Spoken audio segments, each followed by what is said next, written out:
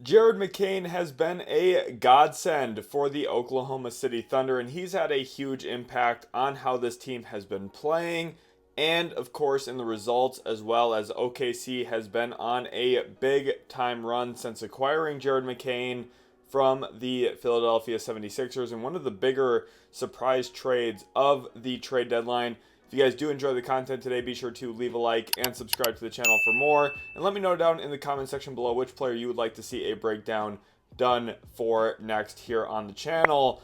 But boy, has Jared McCain been great. Now, he's only playing about 19 minutes a game since arriving in Oklahoma City. Now, that is still an increase compared to the minutes he was receiving in Philadelphia under Nick Nurse. Part of the reason his minutes were so low in Philadelphia was, of course, his return from injury, the fact that he was trying to rehab himself back into playing shape, get his feet back underneath of him.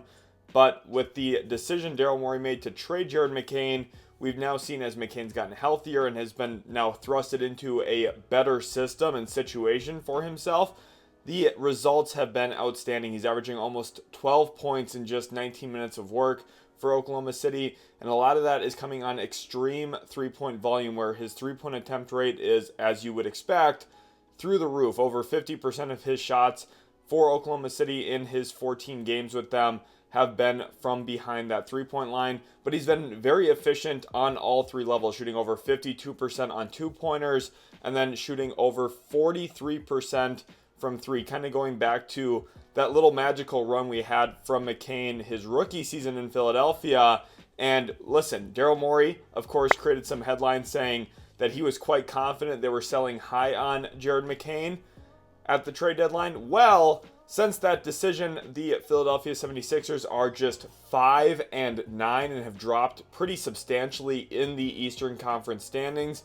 And then the Oklahoma City Thunder are now 11-3 when Jared McCain plays for them. So in those 14 games, he's had a drastic impact. And if we look back at his numbers specifically, there's also been some significant team impact for the way that OKC has played in those 19 minutes they've had Jared McCain. Prior to the All-Star break, the Thunder ranked 16th in the NBA in total team three-point attempts per game. Over the last 14 games that they've had Jared McCain, they have skyrocketed up to 8th most three-point attempts per game during the trade deadline. And leading up to it, the one thing I consistently said about OKC is the one thing that they really needed was another guy who could really shoot the basketball, another real threat to shoot it off the catch. And Jared McCain obviously fills that void in a big way. He and Isaiah Joe have been instrumental for OKC, who has dealt with so many injuries this year. Of course, there's a lot of context to those team records, but Jared McCain's been a very nice addition. And let's get into some of the film here specifically. And one of the things you're going to notice the most about Jared McCain is the range and his willingness to shoot. You see where the three-point line is? He is very comfortable several feet behind that three-point line. That's one of the things going back to even his pre-draft evaluation, where he's just very comfortable. And the ability to stretch out defenses is, again, something I thought OKC needed. They needed someone who not only could make three-point shots, because they do have a host of players who can actually shoot the ball very well, but they need some really quick trigger players, and that's exactly what Isaiah Joe and Jared McCain are for the Oklahoma City Thunder, where they bring you a lot of volume, especially in tight windows. And I thought this clip against Golden State was a really great example of them beating a zone. Jalen Williams makes a really nice kick out to the corner. Now, listen, the shot doesn't go in, but we don't evaluate results. We evaluate process. And if you're getting Jared McCain open catch-and-shoot shots in the corner against zones, which Denver's going to run, Golden State will present them to you like we saw in this clip, there's a lot of great opportunities for Oklahoma City to get McCain involved on easy catch-and-shoot volume. Now, the Thunder had a very big emotional win last night. Shai Gilgeous-Alexander took over at the end of the game. But I thought this game specifically against Denver was really important to show and demonstrate how important and vital Jared McCain can be to a team like Oklahoma City, especially with SGA and the gap help that he draws. Here's Denver in kind of their token shell zone defense that we see from Adelman a lot, where they're going to be very focused on the basketball. They're going to try and make these windows and gaps very tight. So with that, as Shai Gilgeous-Alexander looks to get a right drive off the top of the key, you're going to have not one, not two, but 3 bodies really trying to muck up this driving lane for him. And because of the way that Oklahoma City has played in years past, you think back to last year's playoffs, second round, they go 7 games against Denver. This zone that Adelman threw at them did muck up what they wanted to do. And I think now this year with Jared McCain, this zone is not going to be as functional or as useful for them, because when you get a deep paint touch like SGA is able to get here and you surround him with bodies, now you have a high volume, quick trigger catch and shoot guy that no matter what the closeout looks like, he's going to be willing and confident to shoot the basketball. And we saw that time and time again against Denver last night, where Shai Gilgeous-Alexander on the basketball, you're going to bring multiple bodies to him. Look at what is happening here. He has 3 players defending him. If you want to know why SGA is the MVP, not only is it his advanced numbers, his true shooting percentage, his overall efficiency, the Thunder record, but it's the amount of attention he draws and what that means for the rest of the Oklahoma City Thunder. Because off of this gap help, Jared McCain's ability to catch the basketball, force closeouts here. Now he has a stunt here from the corner defender, and now Christian Braun is sprinting out to his body, and Jared McCain's able to drive that gap, get to the middle of the floor, and attack off that closeout, and does a really nice job getting his feet balanced on every single pull-up shot. This is why McCain's been such a really nice addition, because he's not only 3-point volume, he does shoot around 35 to 40% of his shots as 2-pointers, which does keep the defense honest in closeouts. And I thought specifically this clip here is another really great example of what Oklahoma City is going to be able to exploit against Denver if Denver is not just in their zone inherently. One big thing that Denver likes to do with Jokic is bring him up to the level of the screen. What that does is it protects him from just being put into drop all game long and attack that way. And when they get 2 to the basketball here, what it does is it puts the weak side in a bind. Now, I think Isaiah Joe being on the floor is really important here, because this is Aaron Gordon's responsibility. And then AJ Mitchell here in the corner. These are harder players to help off of. And what we get in this clip is Jalen Williams rolling, putting Tim Hardaway Jr. in a tough spot of having to step in front of the roll man. And simultaneously, you're going to see Jared McCain just with a slight lift on the strong side of the floor. And what that does, with there being no corner defender, it's impossible to X out from here. So with that, it creates a very long closeout for Tim Hardaway Jr. Caught a little flat-footed, not able to get back to Jared McCain's body. And look at the time of the game and the situation here. It's a big, big shot for McCain. It puts the Thunder up by 5 with a little bit over 4 minutes to go in that one. And then here, 2 minutes left in the game. SGA again bringing the ball up. You're going to see relocation skills from Jared McCain. This is one of the biggest things about his shooting, and why a player like him, where you don't need to call up plays garnered for him, you don't need to run him off of floppy, you don't need to have him be involved in every single play for him to provide value. Because here, with an unbalanced court, right, we got a 5-on-4 in attack mode here for Oklahoma City with 2 minutes left in the game. Tim Hardaway Jr. again is going to get caught in a bind, because Jokic, honestly, his defensive positioning is very poor in this play, and McCain is going to attack off of this space as a relocation shooter. SGA gets off the ball to Jalen Williams, and now you notice Tim Hardaway Jr. caught between 2 guys. He's got Isaiah Joe here on the wing, and Jared McCain flowing down into this corner, which is why I think the 2 of Joe and McCain on the floor together is so nice. And again, that's another huge shot there. 2 minutes to go, puts the Thunder up by 8. We obviously know how that game ends, in a big, stunning fashion, with SGA being the hero at the end. But it's really those relocation skills that are going to be so important. Nice little drive here. Kenrich Williams catches on the wing. Jared McCain's going to just ever so slightly shift back up toward the top of the key. And what that does is it expands this closeout for Rob Dillingham, who's already a smaller defender. His defensive positioning is not great here. Gambles, but now look at the length of this closeout, right? McCain relocated quite a decent distance and shows off that range once again. His ability to consistently make plays, make shots off of movement. This one off of an offensive rebound by Cason Wallace, where he's able to sprint in. And I want to highlight his footwork here too. This is one of the things, if you coach, youth sports, you coach high school basketball, or, college basketball even, depending on the level, his footwork is, I think, something that is very important to watch.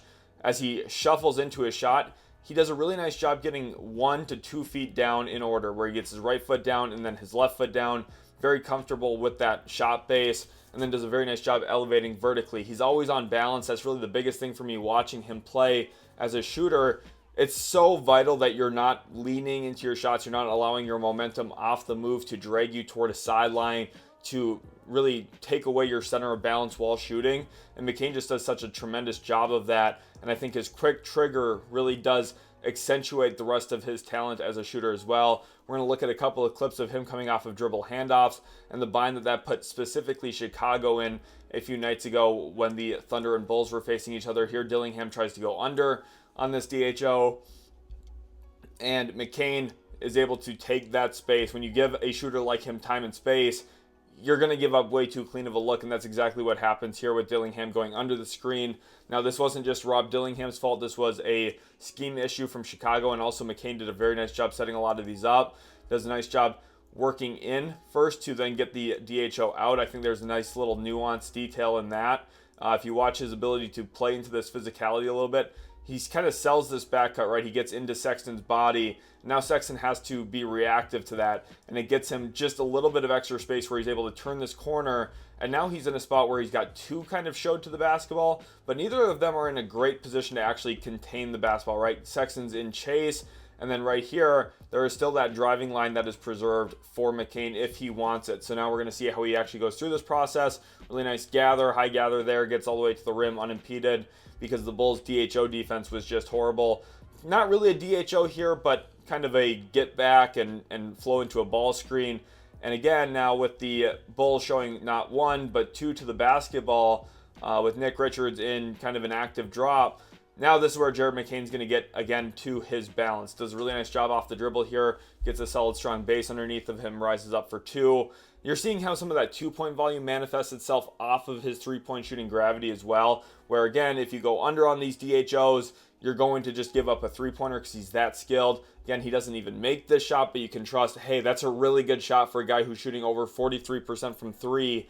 That's a good look. It's a very effective form of offense for Oklahoma City, even if he doesn't make it. And then, hey, if you chase him off that three-point line, he does have the ancillary skills to get to the rim or get to a really solid mid-range pull-up, and those skills are very vital. Now, if you want to talk about his movement skills, this may be more of a called play from the sideline, but we're going to get into a wide pin here with Wiggins setting a screen. And then from here, this is where McCain's shooting. Again, you're going to force Dillingham to chase over the top in this. Now, Giddey's got to do a better job in contain here in defending this action. Now they don't. And McCain is able to just wrap through, really create a pass from Jalen Williams, and that's just a super easy form of offense. Now, it's not just, hey, DHOs or attacking off of gap help. McCain has shown some on-ball talent as well, not only in Oklahoma City in the last 14 games, but also in his time in Philadelphia and pre-draft as well. And again, I think a lot of it stems from his ability to get back on balance as a creator off the bounce, where he's able to get his feet underneath of him, and from there, he's very balanced, can stop on a dime and finish and shoot the basketball. He does a nice job getting kind of into the middle of the floor without really jeopardizing himself as a turnover guy. Averages just over one turnover a game, so in 19 minutes, definitely not bad there. Nice little step back here over Al Horford. Just a lot of talent to work with, and that's one thing, again, for Oklahoma City, when you have a player like McCain now introduced into your offense, it's a guy who's looking for threes actively, but can beat defenses when they're trying to take that three-pointer away in a number of different ways. Really nice pump fake there, gets Caleb Martin off the floor, and then from there, he's able to get into a nice little push shot floater. Also had Caruso open in the corner, but Chris Middleton stood no chance in contesting that kind of shot. And again, it all stems from his ability to play off of closeouts, score for himself off the bounce a little bit, and create. Now, I do think there's a lot of defensive talent to work with too. We're going to actually talk about that because, this is a steal here, whatever. It's a bad pass from Dillingham, wasn't on the same page with Nick Richards. But the defensive talent doesn't stand out in terms of steals and blocks. Really nice transition pull-up three here that he's able to get going. But it stands out in activity and role understanding. And this is an example here, right? He's defending Brandon Pajemski down here in the dunker spot. And watch his activity. Yes, he's a smaller guard. He doesn't have this huge long frame. He doesn't average 2 steals a game. Doesn't average a block a game or anything crazy like that. But he's active. He's an active participant. Here he challenges Guy Santos at the rim, forces a pass, and then gets back up and challenges again. Now, Golden State's a smaller team. This is one of those matchups that's probably a little bit easier for Jared McCain defensively to kind of fit in and hang around. But forces not one, but two shots at the rim to be deterred, contested, and altered, which is not exactly what you're expecting from McCain on the scouting report, but he is very active in his understanding defensively, and I thought that stood out against Denver specifically on the defensive end of the floor, where he knows what he is being tasked with and what his role and responsibility is here. In this clip, he's defending Tim Hardaway Jr., and obviously the Nuggets are going to go to Nikola Jokic around this middle third of the floor, where they're going to get him down the middle of the court, where it's very difficult to blitz him effectively. And OKC, not only are they going to be able to show bodies, and what they really elected to do last night in the game is show bodies from the high side without jeopardizing your corner defenders too much. And I thought they did a very nice job of this, of kind of making it where Jokic is going to pick up his dribble in the middle of the floor, but you're not giving up those easy corner three-point looks, and I thought McCain did a really nice job. Now, he presented with that high hand, then actually took his hand down, but there's still enough of a contest there to make this not a wide-open opportunity for Tim Hardaway Jr. and forces a miss there. Here's a nice example of role understanding, right? Defending Bruce Brown Jr. into a middle ball screen. And understanding personnel is huge here for McCain. Gets beat off the dribble, but he knows exactly what Bruce Brown is trying to accomplish off of this and just cheats completely under the screen. And this is a really great example of why drop coverage can be effective against non-shooters. Jalen Williams, the fact that he's down in drop here, gives this gap to McCain to actually effectively go under that screen. So really nice stuff there from Jared McCain, and then he's able to stay in front, wall, and force a miss once again at the rim. So you don't think of Jared McCain as this huge stopper. He's not going to be, but this season he's actually had a very good defensive rating. In Philadelphia, it was around 110, and in Oklahoma City so far, it's around 108 defensive rating. Now, individual defensive rating isn't the best way to actually judge a defensive player. Obviously, there are still shortcomings to Jared McCain, but can you build a quality team defense with McCain on the floor? The evidence so far is overwhelmingly yes, based on what we've seen this season. Obviously, last year was a down year for Philadelphia. They just weren't healthy. But I think with McCain on the court, you can definitely be functional. And I thought this is a great example, not only of how McCain can play into a scheme, but also how a scheme can protect Jared McCain in a big way. This time he's helping off of Tim Hardaway Jr. Like I said, they were going to try and bring that nail help toward Jokic from the top side, where they're not going to give up the corner shot as consistently or as easily. McCain's the guy who's kind of impacting this play a little bit, just showing an extra body around Jokic. Again, look at where this dribble pickup comes, one step inside of the nail. And the Thunder do a great job here of Xing out, where the low man steps up, and then Kenrich Williams is going to fill back over to the corner to get back to Julian Strawther's body. And this is why a team defense that is very smart is going to be able to protect McCain, because he can fit into this kind of identity and this kind of intelligence in the defensive end of the floor, where closeouts are going to suffice, at least for his minutes on the floor. Very nice job there from Oklahoma City. And if you're excited about Jared McCain, you definitely should be, because the Thunder have been so much better with him on the court this season. It's been a very, very positive return so far. And to think that they only gave up that Houston Rockets first-round pick in a couple of seconds is just incredible value for Sam Presti and the Oklahoma City Thunder, especially since he's on a cost-controlled rookie contract right now. Cheap labor is the name of the game for the Thunder presently. And boy, was that a genius trade for Sam Presti. Again, let me know down in the comment section below which video you would like to see next. Which player do you want me to break down in future videos? Thanks again all so much for watching. Please leave a like and subscribe if you did enjoy. And we'll catch you in the next Utility Sports video.